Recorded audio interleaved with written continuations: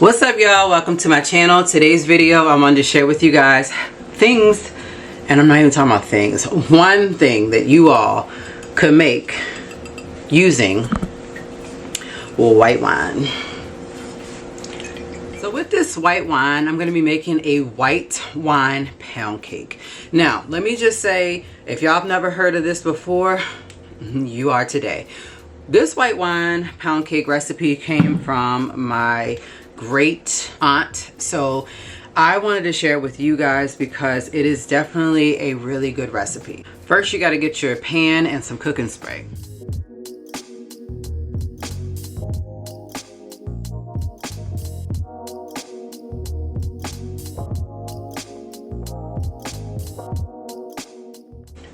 And of course, try not to get hit with dishes that are coming down from the cabinet. So I got my baking spray, and I also have my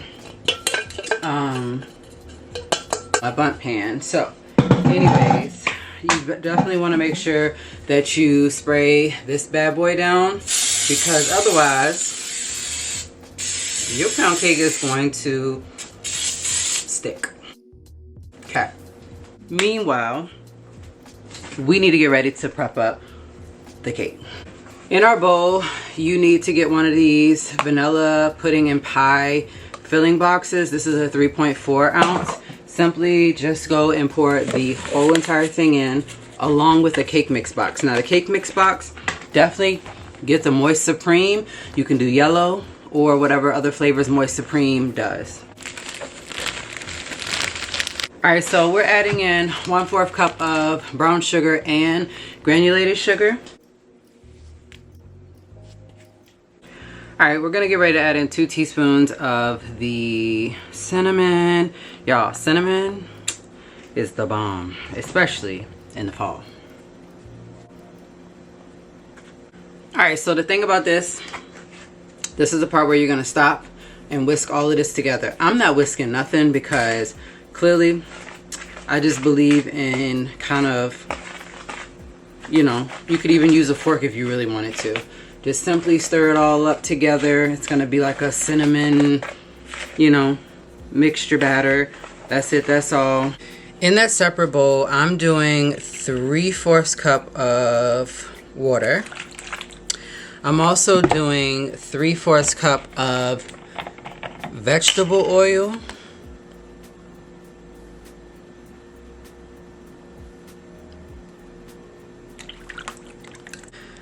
I'm adding in a total of 4 eggs. Alright, and this is the time where I stop and show you guys the reason why we're getting ready to call this white wine pound cake. So I need 1/2 cup of this Pinot Grigio is what I chose. I chose the one by Barefoot, and honestly this is the only one that I really do in this. As far as Pinot Grigio, I've never tried any other white wines like White Zinfandel or honestly any other ones. This is the only one that I like to do. So you take 1/2 cup of the white wine, and this is what goes in with the eggs, the vegetable oil, and the water.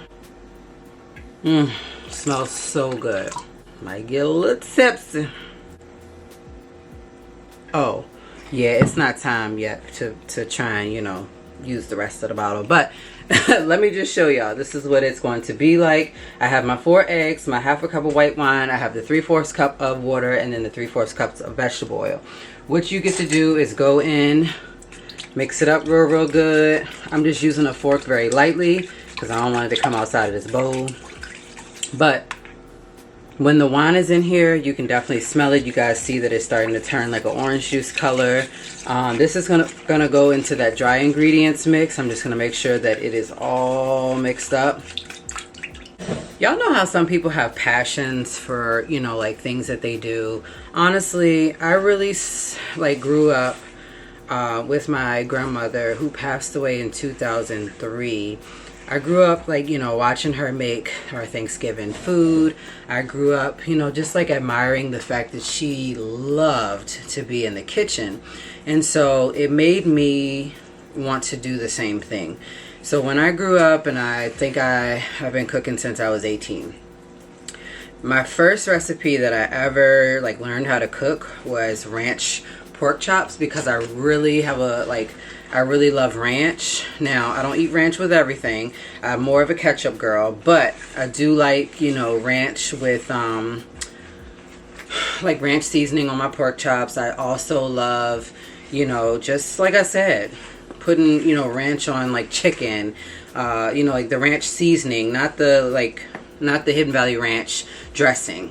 I should say that. So I grew up wanting to be just like her. I lost my grandmother in 2003 to a car accident, and ever since then I have just like always felt like she's in the kitchen cooking with me whenever I, you know, am making anything. I feel like she's over my shoulders, like critiquing me, you know, like telling me what I'm doing right, what I'm doing wrong, you know. And then of course if something doesn't turn out right, I'm also like, you know, saying to her like, man, what did I do wrong with this recipe?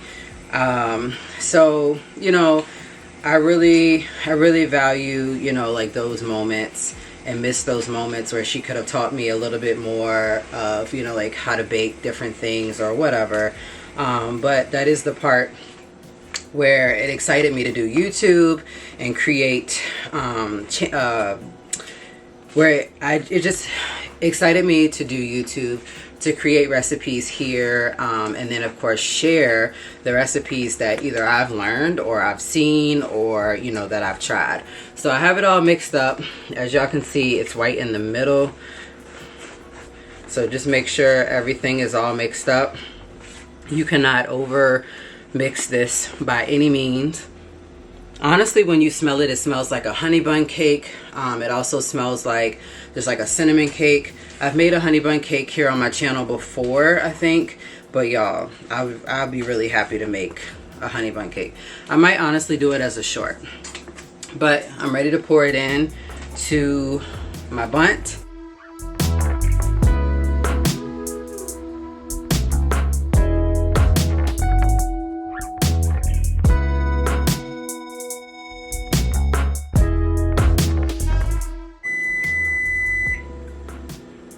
That's my cue. That's what I was waiting on. I was waiting on the oven to go off. As y'all can see, the bundt is ready. So this goes in the oven for, oh Lord, this goes in the oven. This goes in the oven for an hour, and then it comes out and we need to let it cool off for 10 minutes.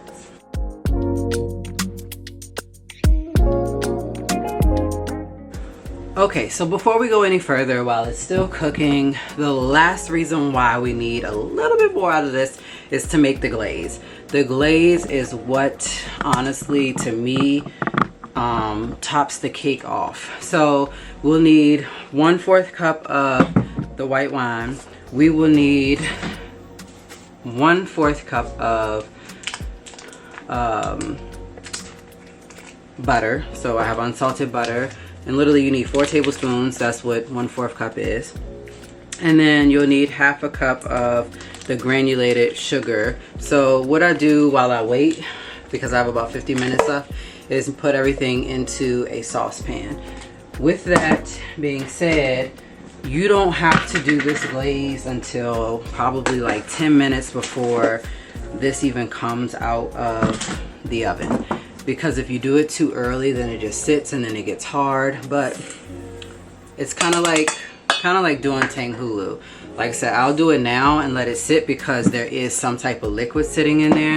But I also, like I said, I don't do my glaze until I have about 10 to 5 minutes left, because you also have to allow the cake the 10 minutes to cool off. So if you bake it too early, then boom. So we got the 1/4 cup of white wine coming in.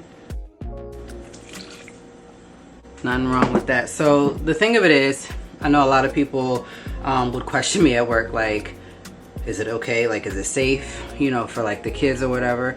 Yeah, because you're literally baking the white wine into the cake. You're giving it that flavor. So, you know, after that, here it is. You've paid probably like $5 to $7 for a bottle of Pinot Grigio. You can be glad to sip it. Honestly, what I like to do when I have leftovers like this is just make another one. It is what it is. Because you have so much, you could literally make, I would say, 3 of these white wine pound cakes out of just one bottle. So like I said, I just let this sit. I do kind of like mix up the white wine and the sugar just so it doesn't get hard. And then once you put it on the stove, within that last few minutes, you let it heat up. And then once this cools, I'll show you exactly what I do, because I do use an injector to inject this glaze down into the cake, but also on top. And so I also have confectioner sugar, or powdered sugar as you guys want to call it, that I'm going to add on top as well. I could add 1 tablespoon into this mixture here, which I'm thinking of trying today. But right now I'm gonna clean up and catch up with y'all when I have 5 minutes left.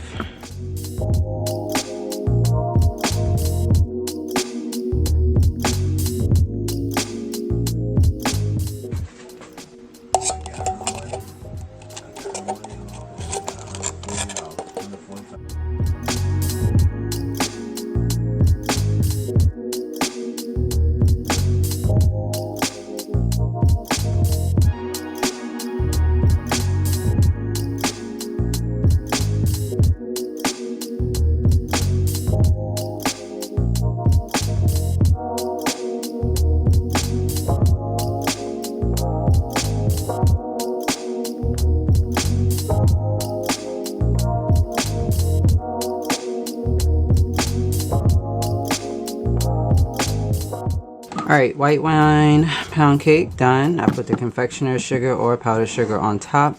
You can let it cool off. And this also can be frozen once made and just thawed out to eat.